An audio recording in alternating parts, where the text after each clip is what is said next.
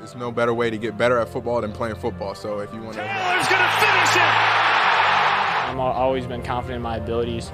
I think, I'm a guy that can go out there, and I always believe in myself that I'm going to get open and make the play if they throw me the ball. The third. Ryan, end zone shot for Pierce. He caught it. Oh, what a...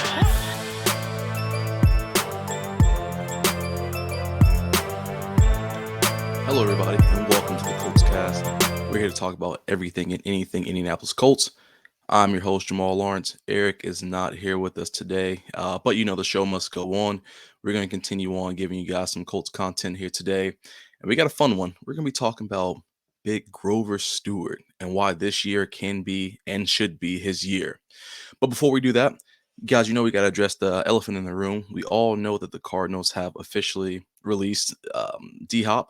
He is no longer a wide receiver with them, and it's funny because we did an entire episode on if the Colts should pick him up. You guys know at that time, I think they were asking for 2 picks, a second-round draft pick, maybe even a later one as well. And it's kind of crazy how it all worked out because all of a sudden now, they have no use for him. So he's gone. He's not there anymore. He is a free agent now, and a lot of people have been posting on Twitter across the board. I've seen some on Reddit too as well, and even Facebook, just talking about, are the Colts going to go ahead and go for D-Hop? Well, hate to be the bearer of bad news, guys, but I think we all know the answer to that, and it's probably going to be a big no. At this point in D-Hop's career, I know he wants to go for a Super Bowl title. Any older player, at this point, they want to just be on contender teams. And at this point right now, I don't think that we are a contender. I think that's easy. That's an easy thing for us all to know. Hopefully in the next couple of years, we'll be at that point. But right now, we're not. So I don't really see him entertaining the Colts even offering him. Not only that, would Chris Ballard be willing to pay the money that DeAndre Hopkins will want? I don't think that would happen either. Don't know exactly what he's asking for in his contract. I know before he mentioned that he had a list of teams he was specifically targeting. So we'll see how that goes, but I think it's safe to say that he will not be stepping out in a Colts jersey this year. So we can go ahead and just push that under. But I think it'll be interesting to see what happens over the next couple of weeks. But more importantly, guys, we're going to go ahead and get into our big segment of the day today, and that's going to be talking about Big Grove and his breakout season. I think it's clear that everyone knows that everyone loves Grover, not only as a player, but just as a person. I mean, he's really grown on this team over the past 6 years. From someone who was kind of quiet and I don't want to say shy, but, it kind of hit under the radar. Now, I mean, every time you see him with interviews or even, just throughout the meetings, he's full of life and energy. And I don't know about y'all, but I remember watching him on Colts in season Hard Knocks years ago, those infamous sink wings. And anybody who knows, if you're from the South, man, you've been kind of doing the sink wings like that for forever. But it was kind of funny just seeing people react to that because that's just his way. But that was kind of defines him, man. He's just that guy. And I definitely think he's becoming that team favorite for us. So he's become one of the faces of the team, especially around Indy, whether that be from doing that fun schedule release video with D-Buck, where they got a chance to go through and eat different foods from all the teams. If you haven't checked that out, that's a pretty neat video. Go see that. Hanging out with the Ursays at their house, taking pictures with fans at the Combine, talking with them.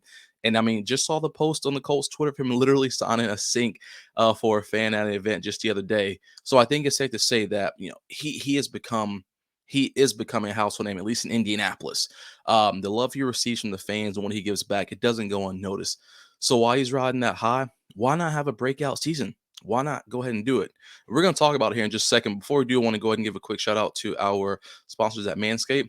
So breaking news, Manscaped now sells beard products. That's right. They're once again revolutionizing men's grooming with the brand new Beard Hedger. From a beard trim to a fresh shave, the technology behind the Beard Hedger allows you to shape your signature beard look. Now you can finally use Manscaped products to make your drapes match your carpet by going to manscaped.com and using code COLTSCAST for 20% off and free shipping. Now, guys, I'm telling you right now, I used this thing just the other day, and it has 20 settings on there, and it's amazing. I didn't have to use the guard or anything. I just took it off, and I think I did it on like 5.5. So it didn't quite get me, baby-faced, but just had a little bit of scruffle there, which is kind of what I like. But guys, it's effortless. This thing is nice, it's smooth, it's clean, and it's something that I'm going to use all the time. It's my new favorite. So while the beard hedger is made for any length, it has special features for all my bald face boys out there. The hedger has a built-in advanced lift comb technology that allows for a smoother, complete shave. Plus, the trimmer is also waterproof, so you can shave in the shower to avoid all the hair in the sink. It also comes with titanium-coated T-blades that are tough on the hair but smooth on your face, leading to single stroke efficiency that brings satisfaction one stroke at a time. So get 20% off and free shipping with code with code ColtsCast at manscaped.com. That's 20% off with free shipping at manscaped.com. Use code ColtsCast. Manscaped Beard Hedger, one stroke, one guard, 20 links. Don't forget, guys, Father's Day is coming up. You got somebody in, get one for your dad, or ladies, get one for your husband, your boyfriends, whatever the case is. They work well. But getting back to Grove, guys, listen, we're talking about a guy who has missed only two games in the 6 years of being with the Colts. That's insane looking at the history, because one thing that we talk about on this show every single episode is how injuries have plagued this team. We know those are huge. So Grove has been consistently on the field.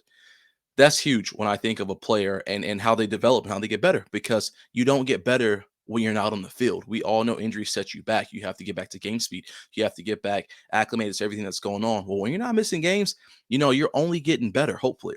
He boasted a 69 defensive grade according to PFF. Pretty solid there for us, especially with the way our season went last year. And he's coming off a career year from last year. Guy had 70 tackles, 44 solos, 9 tackles for loss, 4 sacks, 3 pass deflections. I mean, that's great for that nose tackle, that one technique he usually plays in, man. That's solid for him, especially when we look at some of the people who are around him, like the D-Bucks and those guys, man. That's a career year. That's a huge uptick.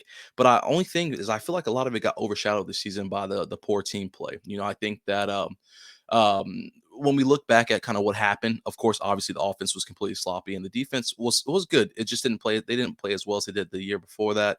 So a lot of stuff got overshadowed for him.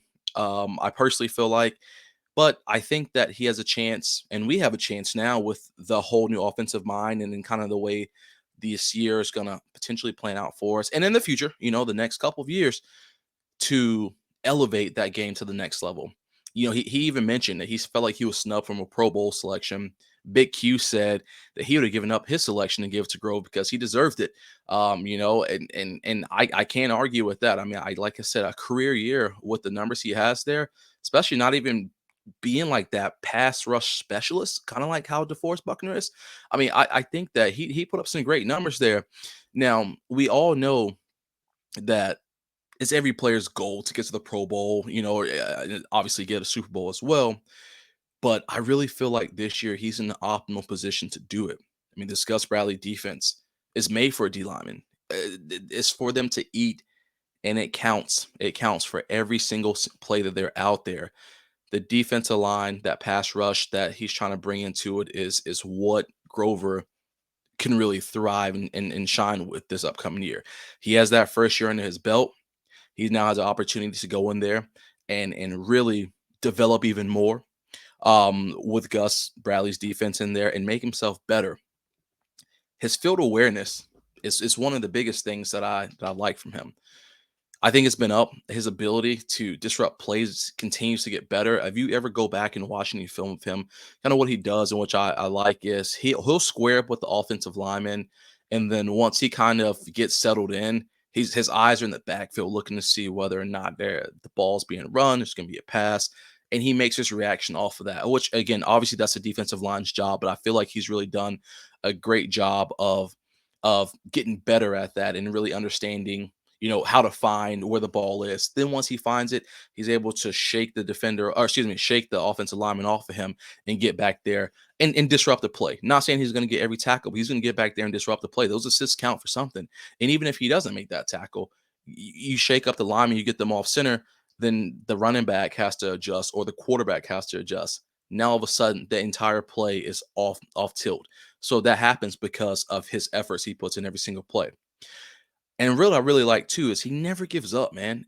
When you watch him play, crucial plays, especially when it's in the backfield, he can get a hit in the backfield. He may not get him down on that first one, but I guarantee he's not just going to lay on the ground after he just kind of hit someone's ankle or hit someone's leg.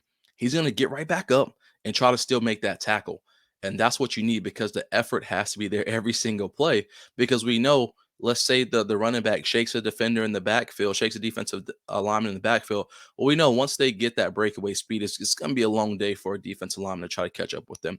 So when we have someone like Grove back there really stopping the run or getting that initial hit on them and not giving up, it benefits us like none other. Another reason why I think D-Buck, Grove can have a chance is because we have D-Buck, who's going to produce as we need. Kwity Paye is due for his big season. We got Samson Ibukam, who just came through. Ubukam, sorry if I said that incorrectly, who's coming through. He's going to bring another level of that run stop to us that Yannick didn't have.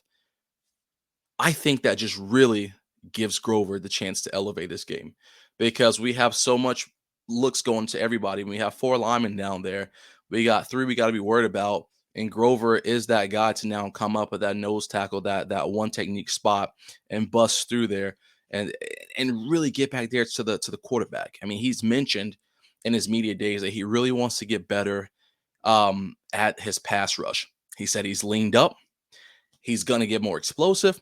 And he's going to work on his pass rush, because the 4 sacks, I'll be honest with you, I think the 4 sacks could be one of the reasons why he did get overlooked for that Pro Bowl.